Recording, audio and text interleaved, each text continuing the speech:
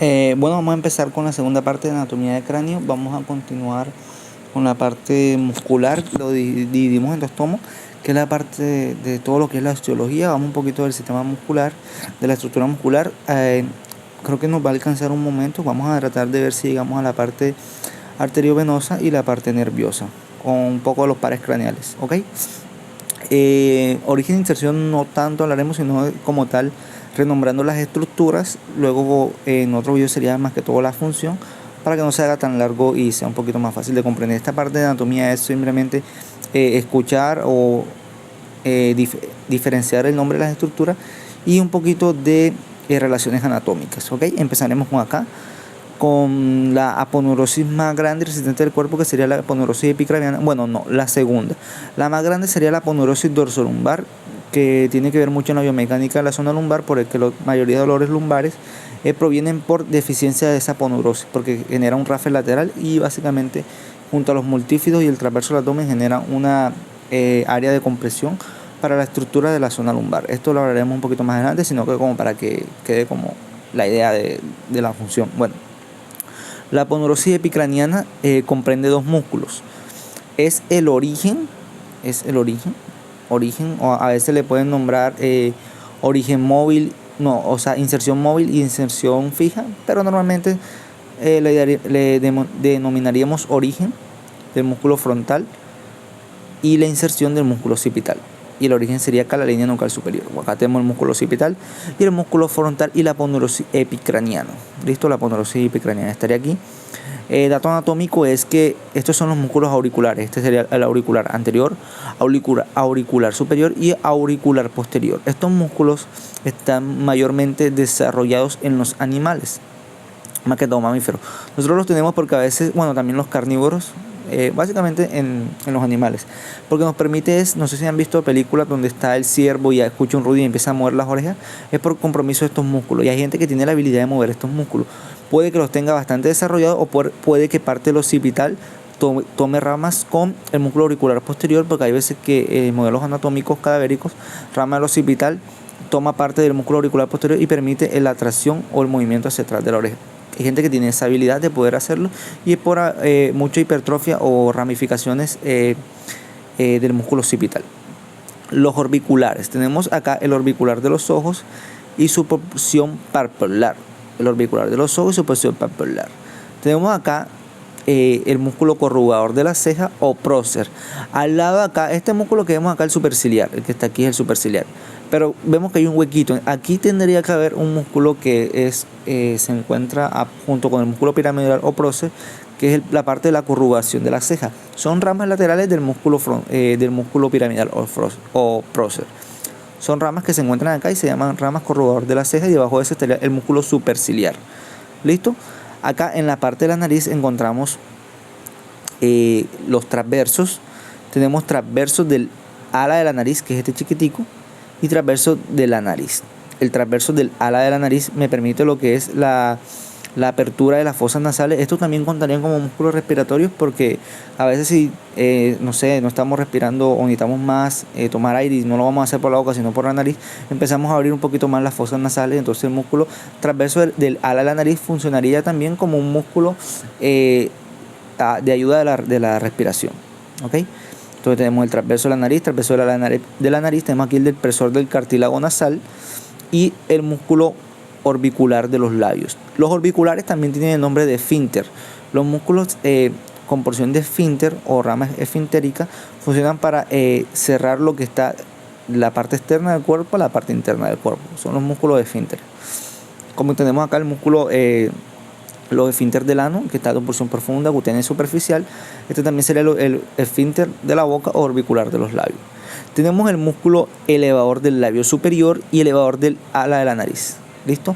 Aquí Eneter trata de dibujar que estas porciones están suficientemente unidas. Hay ramas que se juntan con este. Entonces el músculo elevador del labio superior también eleva el ala de la nariz, como si fuéramos a sacar los caninos. Como si fuéramos a sacar los caninos. Los dientes caninos, así como hacen unos perros que quieren pelear y empiezan a mostrar los dientes, lo hacen por este grupo muscular. Si fuéramos caninos, nosotros haríamos ese movimiento con esto. Bueno, los músculos cigomáticos funciona de la siguiente manera. Anatómicamente hay varias estructuras que la parte menor va a estar por encima que la mayor. ¿Listo? Tenemos acá el músculo cigomático menor acá arriba y el cigomático mayor acá abajo. Ayudan también en la sonrisa fingida, igual que el risorio, que es este que está acá. Pero cuando actúan todos juntos hacen la sonrisa completa. ¿Listo? Que se empieza directamente a corrugar también los ojos, porque la misma tensión corrugue todo lo que es el orbicular de los labios y forman las líneas que detectamos cuando una persona se ríe completamente. Son líneas de la porción orbitaria, que es por la elevación de todos estos músculos para la sonrisa normal o sonrisa natural, por así decirlo. Tenemos acá el músculo elevador del labio superior, estaría acá debajo de este, y elevador del ángulo de la boca. Si hay un elevador del ángulo de la boca, va a haber un depresor del ángulo de la boca, que es la parte lateral, así como si tuviéramos una cara súper triste, más fingida. Tenemos aquí el depresor del ángulo de la boca, depresor del labio inferior y músculo mentoniano, que corrugue todo lo que es el mentón. Acá podemos ver el músculo platisma, que este músculo también se puede estar muy desarrollado en los animales o personas que trabajan mucho el pectoral, que pueden mover bastante el pectoral también, porque este músculo platisma ayuda en la tensión de esto. ¿Listo? Es un músculo súper largo y me tapa básicamente todo lo que son los músculos internos del cuello. Es la primera capa que se encuentra. Y a veces en aperturas cadavéricas este músculo, al ser muy delgado, puede que a veces lo corten directamente y no se logra observar bien y se tome como si fuera una fascia. Acá estaría el bucinador, el macetero, pero está tapado por la fascia. Y aquí está la fascia temporal tapando el músculo temporal. ¿Listo? Vamos a pasar a la siguiente. Acá ya quitamos los platismas. Quitamos un platisma y esto es lo que encontraríamos. Encontraríamos un poquito más de fascia, pero después de esto encontraríamos el esternocleidomastoideo, que tiene dos divisiones. Si pasamos una línea así, voy a dibujar acá, una línea, encontraríamos lo siguiente. Eso se puede quitar. Acá de esta porción, por acá, el músculo esternocleidomastoideo puede extender la cabeza cervical alta o la columna cervical alta, que si lo expliqué en la clase anterior, es lo que es el hueso occipital, o todo lo que es el cráneo, el axis y el atlas. Me conforma todo lo que es la columna cervical alta. La columna cervical baja, por otro lado, se puede flexionar de este lado, que ya comprende de C3 hasta C7. Y aquí hace flexión y aquí hace extensión. Estos sí trabajan los dos músculos juntos, el músculo esternocleidomastoideo derecho y el esternocleidomastoideo izquierdo. ¿Por qué un nombre tan largo? Porque tiene tres inserciones. Está la inserción superior, que es del proceso mastoides, la externar y la clavicular, esternocleidomastoideo. ¿Okay? Entonces vendría de acá esternón, la clavícula, cleido, y el proceso mastoide, esternocleidomastoideo. Bueno, en esta porción acá, si ambos se contraen juntos, harían flexión, o por primera parte, si solo se contraen las fibras superiores, harían extensión. O sea, si el movimiento va de acá hacia acá y de acá hacia acá. ¿Listo? Acá tenemos entonces lo que es el músculo trapecio, las fibras superiores, fibras superiores. Aquí estaría escondido el esplenio de la cabeza, el elevador de la escápula. Acá tenemos el homoyoideo, porque imaginemos que forma una O y va en la parte del omóplato, o la escápula, sería ioides capoideo, sí, pero suena mejor omóplato, homoyoideo, del hueso ioides hacia el omóplato, el homoyoideo, esternoyoideo, del esternón a hueso ioides, el músculo tiroideus, okay, del ioides hasta la tiroides. Acá tenemos todo lo que sería la línea de los digástricos. El digástrico se origina debajo del músculo esternocleidomastoideo, el proceso mastoide, está la escotadura mastoidea.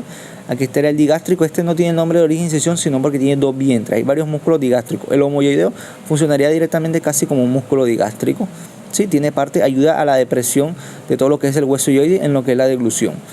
Bueno, acá tenemos el músculo digástrico. Viene de la escotadura mastoidea, la primera capa, pasa por el retináculo ioideo y se inserta todo lo que es en los procesos espinosos mentonianos.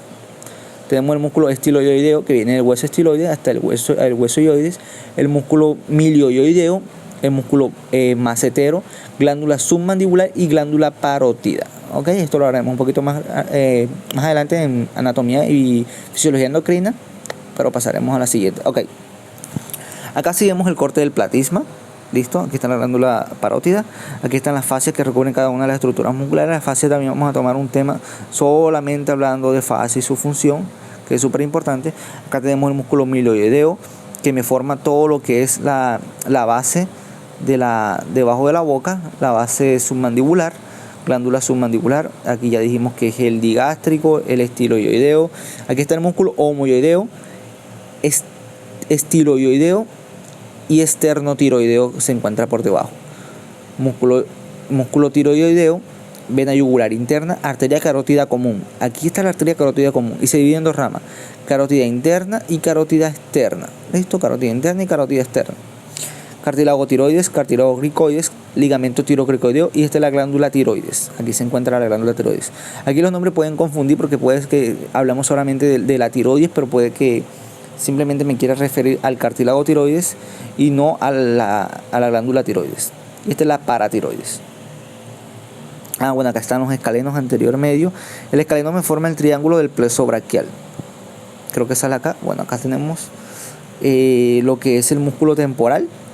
El músculo temporal con todo lo que es la porción o la capa aponeurótica temporal, que es bastante sólida. Por eso que a veces nos tocamos esta zona y creemos sentir la capa muscular, pero básicamente todo lo que es la fibra es un poquito densa, y toda la fascia temporal es un poquito densa. Por eso es que rara vez tenemos que hacer suficiente presión para medio mover esta zona o sentir el toque.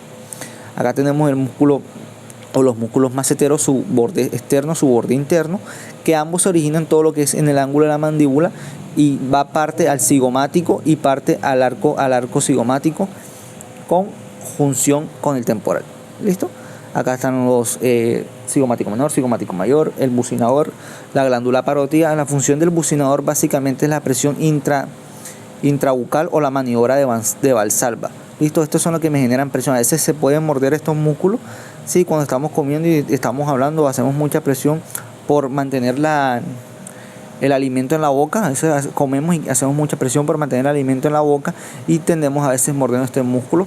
Entonces es importante tratar de en la alimentación no estar viendo, no sé, a veces nos comemos y estamos viendo una película o algo. Entonces la idea es que a veces sea consciente el movimiento. Bueno, es raro que pase, pero sí a veces es frecuente, o sea, 50-50. En ciertas edades son más frecuentes, pero es un tema ya aparte. Bueno, acá tenemos todo lo que es la función del temporal. El temporal se inserta, aquí está la fosa temporal y está la línea temporal superior, línea temporal inferior, porque son dos ramas que se insertan directamente. Y acá está el proceso estiloides. Entonces cuando uno muerde con fuerza, ya el macetero se activa. Pero si quiere aplicar un poquito más de fuerza, el temporal afirma directamente. Esta es la arteria y nervio básicamente mesenteico, pero que es para los músculos maceteros. Aquí encontramos el pterigoideo medial, que se ve mejor en la otra imagen. Ok, acá vamos a ver los pterigoideos, que tienen funciones súper importantes. Okay, este pterigoideo es uno de los más importantes, el que está aquí. Este es el medial y este es el lateral. El pterigoideo lateral se divide en dos ramas. Hay autores que meten, como el de Newman, que dice que el pterigoideo medial superior es una rama diferente o una rama aparte. Vamos a ver si se ve acá, porque esta me eleva directamente la mandíbula. Es como si fuéramos a morder y a tratar de cizallar hacia adelante, hace como un movimiento hacia adelante. Tienen la función de estos dos, pero esta, al tener una rama más arriba, o sea, más hacia adelante, me mantiene todo lo que es el cóndilo mandibular estable. A veces dolores en la articulación temporomandibular, el 80% vienen por deficiencia de los músculos pterigoideos, no tanto de los maceteros, sino de los pterigoideos, porque me estabilizan la articulación como tal. Cuando a veces estamos rechinando los dientes, generamos rotación en estos músculos y desgaste de todo lo que es el cartílago y debilidad en esta zona estructural. Entonces los músculos, tras que me mantiene estable esta articulación y generamos movimientos repetitivos, hay gente que estresada empieza a rechinar los dientes demasiado, empieza a cargar estas estructuras musculares y por ende me trae compromisos de debilidades de esta zona. Y ya ahí vienen todo lo que tiene que ver las alteraciones en la articulación temporomandibular. Más que todo, siempre se dan, o en la mayoría de los casos, por el músculo pterigoideo lateral. ¿Listo? Este es un capítulo súper importante del libro de Newman, que habla todo lo que es la biomecánica mandibular. Hay solamente 3 o 4 hojas segmentadas solamente para esta zona de la estructura, para el pterigoideo lateral, que es una función fundamental en lo que es la masticación, y más el vientre superior. ¿Listo? El vientre superior tiene un eje biomecánico excelente para mantener la articulación estable. Aquí no se ve, pero esta rama va hacia adentro, o sea, tiende a jalar y a meter la mandíbula o la articulación hacia adentro, a estabilizarla. De este lado la estabiliza hacia adentro, del otro lado la estabiliza hacia adentro, dando una estabilización doble para los movimientos y que no se hagan muchos movimientos rotacionales. Por eso es que el cizallamiento de los dos laterales empieza a estirar este músculo superior. Entonces es importante evitar esos movimientos. También por eso dicen que mascar chicle, porque generamos a veces movimientos laterales, hacen compromiso de esta zona superior, más que todo del vientre superior. Bien.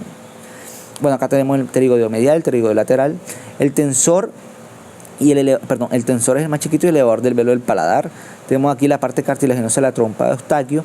Acá tenemos todo lo que es la arteria carótida interna. Aquí tenemos la fosa oval. Y si se acuerdan en el video, en el foramen oval pasa todo lo que es el nervio mandibular.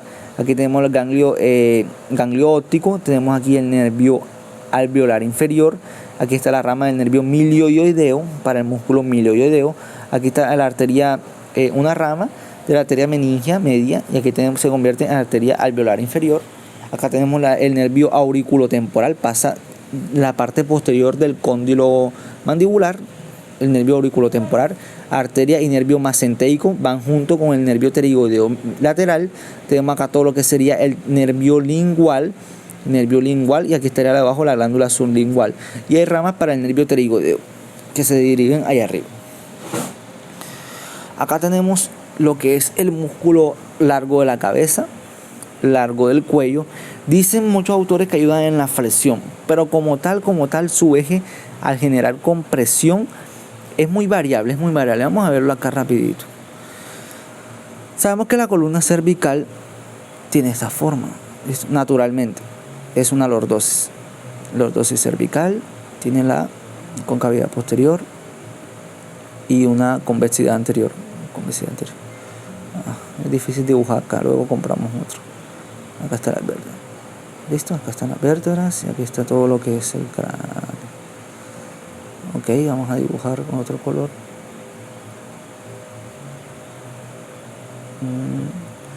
Y aquí está el músculo. Ok, empezamos. Esto es una vista lateral. ¿Listo? O sea, estaría el muchacho mirando para allá y aquí estarían sus orejas. Además, vamos a dibujar la oreja para que sea como más. Aquí vamos a dibujar la oreja. Listo. Esta es la oreja. Bueno, estamos viendo lateral. La columna es súper exagerada, pero ok. Si estos músculos, la columna tiene una lordosis normal, tiene una concavidad posterior y una convexidad anterior. Acá sabemos que la torácica tiene una convexidad posterior y una concavidad anterior. Si estos músculos generan presión, directamente están pegados en todas las vértebras. Al jalar podrían generar un gradiente de flexión, sí, pero muy leve, porque el brazo momentum que tiene es muy bajo. Entonces generarían más que todo estabilización en esa zona. ¿Listo? Que es mantener esas partes comprimidas, o sea, las vértebras directamente estables. El músculo superior, o incluso tiene un poquito más de ventaja que el músculo largo del cuello. ¿Listo? Generarían más que todo estabilización y son básicamente músculos propioceptores. E incluso miren las fibras como van. Las fibras van directamente diagonales. No harían como tal una flexión, sino una estabilización en esta zona. ¿Listo? Esto más que todo, por lo que le interesa, busquen el libro de Calor Oatis, que directamente todos los músculos los prueba si es funcional o no. Según si ambas estructuras se contraen, tenderían a flexionarse, pero como son fibras oblicuas, tienden a generar presión, no tanto una flexión. Ayudan en la estabilización de la flexión lumbar. Esa es su verdadera función. Igual que el largo de la cabeza, acá tenemos el recto anterior y recto lateral. Estos músculos que me flexionen la cabeza está difícil. Son músculos mucho pequeños y una cabeza pesa casi 7 kilos, 8 kilos, depende del tipo de la persona. Pero entonces ayudan en la estabilización de esta zona y son músculos bastante propioceptores. Pero la activación o coactivación de todos estos músculos genera una sinergia que ayuda a todo lo que son los músculos flexores, como el esternocleidomastoideo. Acá tenemos los escalenos anterior, medio, posterior. Los escalenos también funcionan en la respiración, elevando las costillas, más que todo en la inspiración, y pueden que sean excéntricos en la expiración. Y aquí pasa el plexo braquial. La arteria subclavia pasa por directamente con el escaleno, y la vena subclavia pasa por fuera del escaleno anterior. Cuando tenemos acá la vena, aquí vemos ya parte del sistema venoso, vena yugular interna, vena yugular externa, esta que está acá, yugular interna, la más grande, externa, yugular interna, yugular medias, vena yugular interna, externa y vena yugular media, venas submandibulares. Aquí estará la vena y arteria facial. Acá tenemos el nervio cervical transverso, nervio supraclavicular, porción superior, media y posterior, y el asa cervical, y acá tenemos parte del nervio vago, estaría acá adelante. Este sería parte del nervio frénico, aunque bueno, creo que vago y frénico depende. Déjame hacer zoom. Sí, vago y frénico. Acá tenemos todo lo que es la arteria y vena facial y todo lo que es las musculaturas milioideo, digástrico, etc. Acá se ve mejor. Esta imagen me gusta mucho más. Déjenme hago zoom acá. Aquí tenemos la vena yugular externa.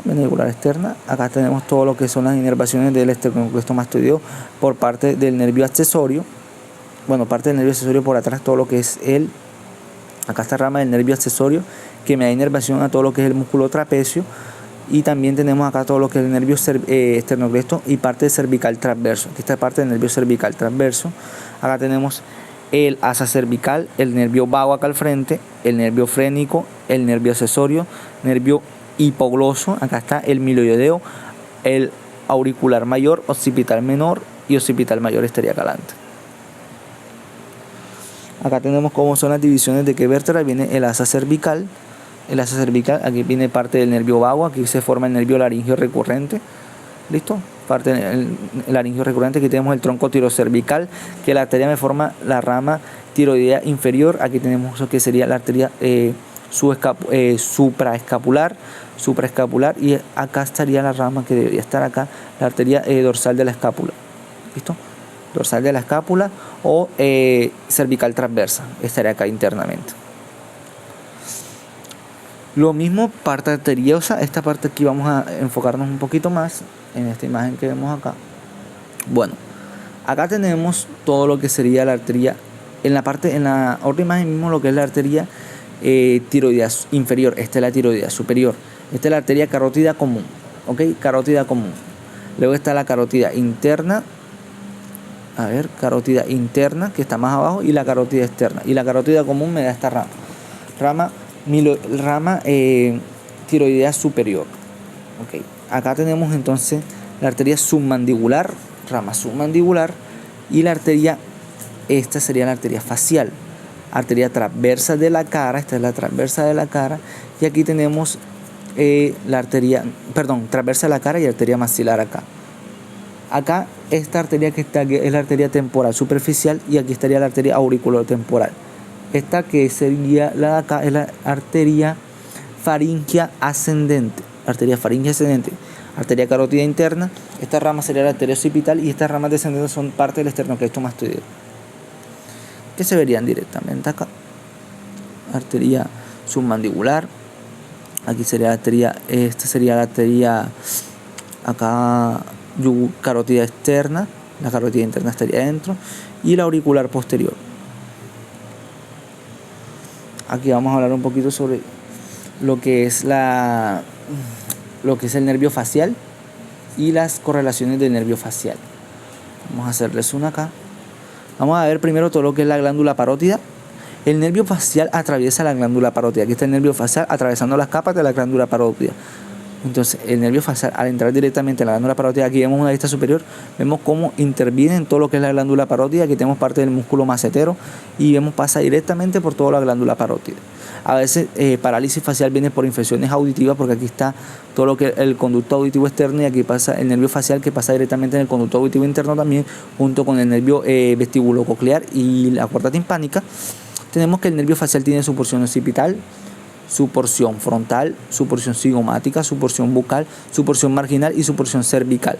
Aquí encontraríamos la arteria y venas faciales, aquí la glándula parótida y el conducto parótido. Entonces, a veces inflamaciones de la glándula parótida o infecciones en la glándula parótida me conllevan a posibles parálisis faciales, porque recordemos que el nervio facial es la parte motora y parte sensitiva en los tercios posteriores de la lengua. Acá vemos un poco de la cavidad nasal. Aquí tenemos todo lo que es los cornetes. Vamos a hablar sobre esta primero. Tenemos el cornete inferior, cornete medio, cornete superior, y está el meato inferior, meato medio, meato superior. Tenemos aquí la trompa auditiva, la toxilafaringea, el seno frontal, seno esfenoidal, conducto esfenoidal. Aquí está la parte de la glándula pituitaria, glándula pineal, Acá encontramos lo mismo, aquí hay elevaciones, acá está el conducto de los senos frontales, conducto del seno esfenoidal, conducto del seno frontal. Estos son parte de los senos paranasales, ¿listo? Se ven en los conductos que están en las coanas y vemos parte de las laminaciones de los huesos. Es lo mismo, estos son parte también de arterias, vamos a tomarlas. Creo que es básicamente lo mismo, bueno, no lo mismo, pero vamos a dividirlo en esta porción. Bueno, acá tenemos la arteria carótida externa. Esta que están viendo acá es la arteria carótida externa. Aquí se divide en lo que es la arteria facial. Y la arteria facial yo me aprendo esto cuando digo arteria facial, digo enseguida la arteria tosilar, arteria facial, arteria tosilar. Aquí encontramos todo lo que es la arteria palatina y faringe ascendente, palatina ascendente, faringe ascendente. La arteria que vemos acá es la arteria alveolar inferior, alveolar supero-posterior, porque hay una superomedial y superanterior. Estas son las alveolares. Esta es la arteria infraorbitatoria, Tenemos acá todo lo que es la arteria transversa de la cara. Aquí tenemos la arteria bucal, arteria pterigoidea y arteria mesenteica se encontraría acá. Arteria y nervios temporales profundos, arteria meningia media, nervio auriculotemporal, arteria timpánica posterior y auricular posterior y timpánica profunda. Tenemos acá todo lo que sería foramen palatino mayor y foramen palatino menor. Entonces vendría arteria y nervio palatinos mayores que estarían acá y una anastomosis palatina. Aquí tenemos el conducto incisivo que da una rama que esta es la arteria esfenopalatina, ramas septales de la arteria esfenopalatina. Estas arterias que vienen acá profundas son ramas de la arteria etmoidal anterior y etmoidal posterior. Acá tenemos la arteria del conducto pterigoideo y tenemos acá todo lo que sería la arteria faríngea. Vamos a resumir acá, porque esta es la parte entera, arteria del conducto esfenopalatino. Entonces está en la arteria nasolateral superior, nasolateral inferior y las arterias palatinas mayor y palatina menor. Esas son partes internas, directamente acá sería lo mismo. Ok, vamos a empezar con nervio. Creo que mejor vamos a dar nervio para otra actividad y de aquí continuaremos con parte del sistema nervioso de la estructura del cráneo. Listo, muchas gracias.